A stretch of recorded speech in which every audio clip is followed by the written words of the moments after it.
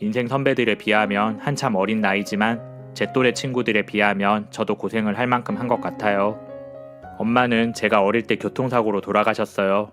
그리고 아버지가 혼자 날 키우면서 살았지요. 내가 너무 어릴 때라서 아버지는 기억을 못하는 줄 아는데 저는 아직도 엄마가 돌아가시던 그날의 기억이 생생하게 떠올라요. 그날은 유난히 더운 여름날이었고 하늘에 구름 한 점 없는 날씨였죠. 그래서 더 기억에 남았는지도 모르겠습니다. 사람들의 다급한 말소리와 넋을 잃고 울고만 계셨던 아버지의 표정이 지금도 지워지지가 않아요. 저는 어린 나이였지만 이제 더 이상 엄마의 얼굴을 볼 수 없다는 사실을 알 수 있었습니다. 그렇게 엄마가 돌아가시고 나서 아버지는 재혼을 하지 않으셨습니다. 어떻게든 혼자서 저를 키워보려고 애를 많이 쓰셨어요. 별다른 기술이 없었던 아버지는 예초기 한 대 들고 다니면서 풀베는 일을 하셨습니다. 군청에서 일거리를 주는 경우도 있었지만 주로 산소에 가서 벌초 작업을 대신 해주는 일을 하였지요. 그러던 어느 날 지인의 부탁을 받고 벌초 작업을 하다가 같이 일하던 사람의 예초기 칼날이 돌부리에 걸려서 부러졌고 그 칼날은 운이 없게도 아버지의 다리에 와서 박혔습니다. 그 사고로 아버지는 크게 다치셨고 수술 후에도 제대로 걷지 못하는 절름발이가 되셨어요. 열심히 살아보겠다고 어떻게든 애쓰셨던 아버지는 사고로 다리를 절게 되자 모든 걸 비관하고 술로 세월을 보내게 되었습니다. 술에 취하면 지질이 운도 없는 인생이라며 소리를 고래고래 지르셨지요. 그런 가정 환경 때문에 저는 이른 나이에 취업을 해야만 했습니다. 고등학교를 졸업하자마자 돈을 벌기 위해서 닥치는 대로 일을 시작했어요. 신문 배달 일도 해보고 전단지 아르바이트도 많이 해봤습니다. 그땐 정말 안 해본 일이 없었던 것 같아요. 그렇게 바쁘게 살다가 어느 날 배가 고파 빵집에서 단팥빵을 하나 사서 먹었는데 그게 그렇게 맛있더라고요. 허겁지겁 단팥빵을 먹어치우고 나서 무작정 빵집 주인한테 가서 말을 걸었지요. 이렇게 맛있는 빵을 만들려면 얼마나 오래 일을 해야 하나요? 내 말에 빵집 주인은 황당하다는 듯이 저를 쳐다보더군요. 저도 이런 빵 만들고 싶어요. 부탁드립니다. 여기서 일을 하게 해주세요. 제가 나이는 어려도 정말 성실하게 일할 자신 있어요. 간절하게 매달리는 제 눈빛을 보고 빵집 주인은 저를 점원으로 채용해 주었습니다. 월급은 많지 않았지만 맛있는 빵도 실컷 먹을 수 있었고 공짜로 빵 만드는 기술도 배울 수 있었어요. 그렇게 저는 빵 만드는 제빵사가 되었답니다. 일 배우면서 받은 월급도 허투루 쓰지 않고 차곡차곡 모아두었지요. 덕분에 저는 몇 년 후 그 빵집에서 나와 제 가게를 차릴 수 있었습니다. 내게 일을 가르쳐 주셨던 사장님도 제가 가게를 내는데 많은 도움을 주셨어요. 혼자 하는 가게라서 많은 종류의 빵을 만들 수는 없었지만 조금씩 입소문이 나기 시작해서 장사는 생각보다 꽤 잘 되었습니다. 장사에서 번 돈으로 이제는 제가 아버지에게 용돈도 드리고 살림도 살아갈 수 있게 되었네요. 그렇게 살다 보니 저는 어느새 30대의 나이가 되었습니다. 20대에는 열심히 일만 하면서 살아오다 보니 연애도 한번 못 해봤고 또래 친구들처럼 청춘을 즐기지도 못했어요. 그런 게 아쉽다는 생각은 한 번도 안 해봤었는데 나이가 차고 보니 주변에서 시집가라는 이야기를 심심찮게 하더라고요. 그럴 때마다 저는 시집은 남자가 있어야 가지요. 백마탄 왕자님처럼 멋진 남자가 나타나기만 하면 저도 당장 시집 갈 거예요. 라며 농담을 했습니다. 그런데 집신도 짝이 있다고 어느 날 제게도 운명의 상대가 나타나더라고요. 빵집을 오픈하고 어느 정도 자리를 잡아가고 있을 무렵 우리 가게에 자주 오는 단골 손님이 한 명 있었어요. 그 사람도 나처럼 단팥빵을 아주 좋아하는 사람이었지요.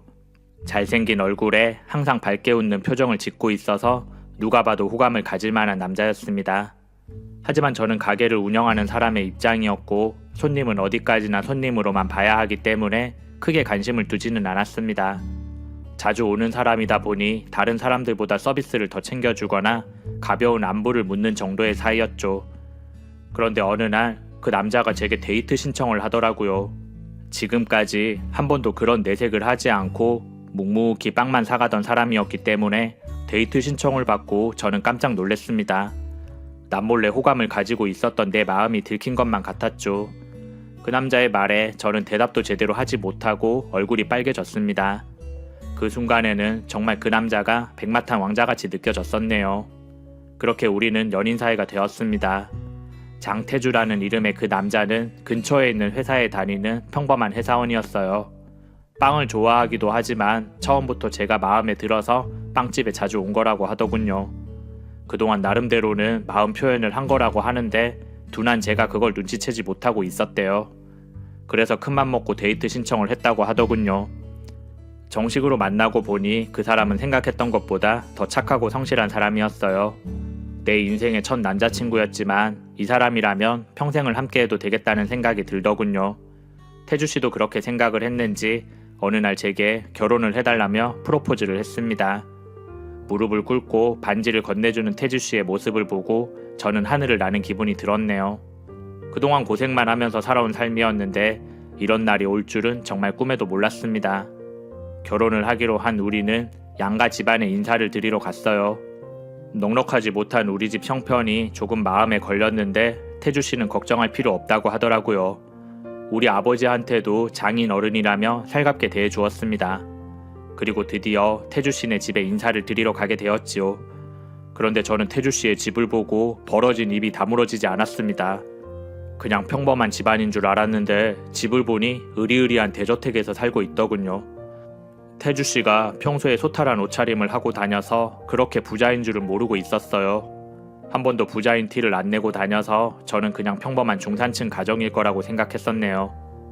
하얗게 대리석이 깔린 집 안으로 들어서는데 저는 괜히 주눅이 들더라고요. 내가 너무 분수에 맞지 않는 자리에 온 것 같아서 안절부절 못하겠더군요. 태주씨의 아버지는 태주씨를 꼭 닮은 사람이었습니다. 말씀도 점잖게 하시고 저를 보며 웃는 얼굴로 반갑게 인사를 해주더군요. 그런데 태주씨 어머니는 처음부터 저를 못마땅해 하는 눈치셨습니다. 결혼 승낙을 받으러 왔다고 말을 하니 대놓고 반대를 하시더라고요. 안 그래도 내가 좀 알아봤는데 너 옆 동네 김씨네 딸 맞지? 니네 아버지가 절름발이잖아. 요즘도 그렇게 술을 많이 마시고 다닌다며? 게다가 엄마도 없이 자랐다면서? 그런 주제에 어떻게 우리 아들 만날 생각을 다 했어? 어머님의 말씀에 아버님은 말이 좀 심한 것 같다며 그만하라고 하셨어요. 결혼이 애들 장난도 아니고 당신도 알 건 알아야죠. 우리 아들이 어디 보통 아들인가요? 나중에 당신 회사 물려받으려면 와이프도 잘 만나야 한다고요. 엄마 없이 자라서 제대로 교육도 못 받았을 텐데 뭘 믿고 우리 아들을 맡겨요? 알고 보니 태주씨는 그냥 평범한 회사원이 아니었습니다.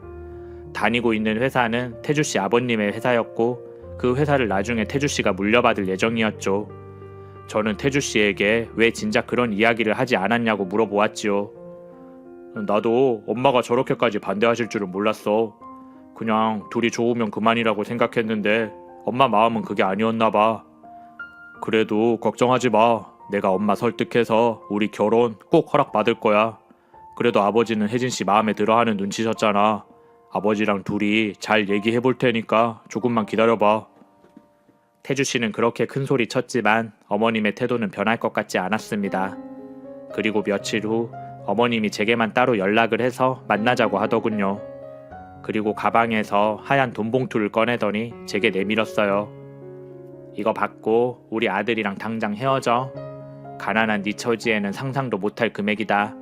괜히 자존심 세운다고 거절하지 말고 줄 때 받아. 그걸 본 저는 어이가 없었습니다. 이런 일은 텔레비전 드라마에서나 있는 줄 알았는데 내가 그런 일을 겪게 되다니 기가 막히더군요. 어머님, 저 태주씨 사랑해요. 사랑하는 마음은 억만금을 준대도 돌릴 수 없습니다. 아무리 어머님이 반대하셔도 저 태주씨랑 절대 못 헤어져요. 사랑 좋아하시네. 네가 우리 집 재산 노리고 그러는 거 다 알아. 두고 봐. 너 이 돈 안 받은 거 분명히 후회하게 될 거다. 내가 너 절대 가만히 안 둬. 그리고 내 눈에 흙이 들어가기 전까지 결혼은 절대 허락 못해. 알아들었어? 내가 돈 봉투를 거절하자 어머님은 노발대발하면서 화를 냈습니다. 어머님이 그렇게 나오시니 우리끼리 결혼을 진행할 수가 없었어요. 태주씨랑 상의해서 일단 결혼은 미루기로 했습니다. 날짜만 미룬다고 될 일은 아닌 것 같았지만 다른 방법이 없어서 그렇게 하자고 했었어요. 그리고 저는 빵가게를 운영하면서 평소처럼 살고 있었습니다. 그런데 저와 태주씨에게 뜻밖의 일이 생겼어요.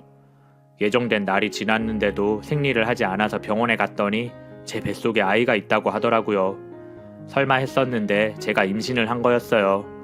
의사 선생님의 말을 듣고 저는 겁이 덜컥 났습니다. 어머님이 반대를 하는 상황에 임신 소식까지 들으면 저를 가만두지 않을 것 같았거든요. 하지만 태주 씨는 저의 임신 소식에 오히려 기뻐하는 눈치였어요. 차라리 잘 된 거야. 우리 집안이 대대로 손이 귀한 집안이라서 임신 소식 들으면 엄마도 분명히 좋아하실걸. 그러면 우리 결혼도 허락받을 수 있을 거야. 그래서 우리는 둘이 손 꼭 잡고 가서 어머님에게 임신 소식을 알려드렸어요. 어머님은 아무 말 없이 한숨을 푹 쉬시더니 저를 노려보기만 하더군요. 임신 틀림없는 거지? 그럼요. 엄마가 안 믿으실 것 같아서 진단서도 떼왔어요. 그러니까 이제 우리 결혼 허락해 주세요. 알았다. 이렇게 된 거 할 수 없지. 내가 다시 한번 생각해 볼게. 애매한 어머님의 태도에 저는 확신이 들지 않았지만 태주 씨는 좋게 생각하라고 하더군요. 엄마도 갑자기 들은 이야기라서 놀랬을 거야. 생각해 본다고 했으니까 며칠만 기다리면 틀림없이 허락해 주실 거야. 그런데 바로 다음 날 어머님이 저를 찾아오셨습니다. 태주 씨 말대로 마음이 바뀌셨는지 절 대하는 태도가 달라졌더군요. 웃는 얼굴로 가게에 들어오신 어머님은 두 손 가득 들고 온 물건들을 제게 주셨습니다. 이거는 아들 낳는 한약이고 냄비에 든 건 붕어 곰탕이다. 이게 임산부들한테 그렇게 좋다더구나. 저는 하루아침에 달라진 어머님의 태도에 어리둥절했습니다. 하지만 한편으로는 마음이 놓이더군요. 드디어 어머님이 나를 받아주셨다는 생각을 하니 괜히 눈물이 나려고 했습니다. 그날부터 어머님은 하루가 멀다 하고 제게 찾아와서는 한약은 잘 챙겨 먹고 있지. 무리하지 말고 밥도 든든하게 먹어. 그래야 애 낳을 때 고생 안 하지. 라며 이것저것 저를 챙겨주셨어요. 달라진 어머님의 태도에 태주씨도 기뻐하더군요. 더 늦기 전에 예식장도 예약하고 결혼 준비를 해야겠다며 신이 났더라고요. 저도 가게를 당분간 쉬기로 하고 몸조리하면서 결혼 준비를 해야겠다고 생각했었지요. 그런데 어느 날 제게 불행한 일이 생기고 말았습니다. 자다가 몸이 너무 아파서 눈을 떠보니 침대가 온통 젖어 있더군요. 자는 동안 하혈을 한 거지요. 머리가 너무 어지럽고 메스꺼워서 정신을 차릴 수가 없었어요. 그래서 저는 급하게 구급차를 불러서 병원으로 실려갔습니다. 급하게 응급처치를 받았지만 결국 저는 유산을 하고 말았어요. 그날 전 하늘이 무너지는 것 같은 기분을 느꼈습니다. 아픈 와중에도 마음이 너무 아파서 견딜 수가 없었어요. 소식을 듣고 달려온 태주씨도 오열을 하더군요. 그런데 태주씨와 함께 온 어머님은 의외로 담담한 표정이었습니다. 마치 그럴 줄 알았다는 듯이 거 봐라. 내가 그래서 몸조심하라고 한 거야. 얼마나 미련하게 굴었으면 이 사단이 나.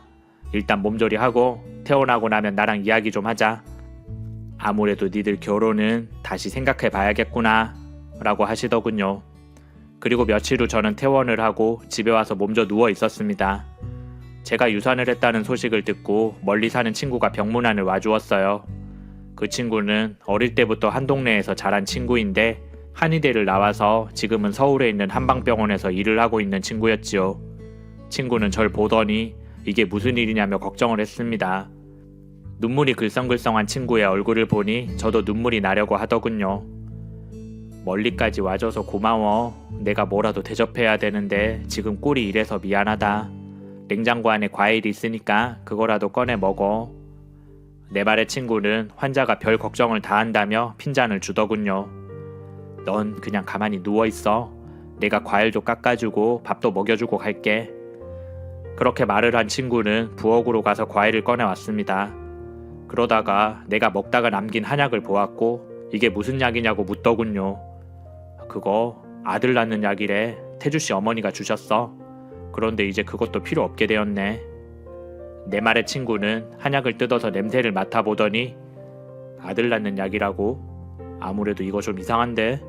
괜찮으면 내가 이거 가져가서 알아봐야겠어 라고 말을 하더군요. 그리고 며칠 후 친구가 다시 나를 찾아왔습니다. 놀라지 말고 들어.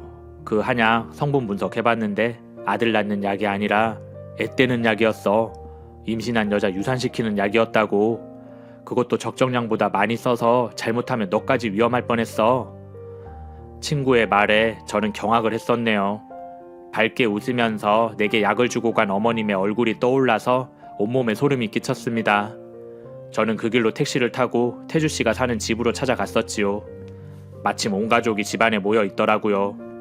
갑자기 나타난 저를 보고 모두들 놀란 표정을 지었습니다. 혜진 씨, 갑자기 웬일이야? 아직 회복도 안 됐는데 이렇게 움직이면 안 돼. 저는 태주 씨의 말을 무시하고 다짜고짜 어머님에게 다가갔습니다. 어머님, 어떻게 저한테 이러실 수가 있어요? 저를 죽이려고 작정하신 거예요? 얘가 갑자기 쳐들어와서 무슨 얘기야? 나한테 왜 이래? 어머님이 저한테 아들 낳는 약이라고 속이고 애때는 약 먹이셨잖아요. 어머님 때문에 우리 아이도 유산됐고 잘못하면 저도 죽을 뻔했다고요.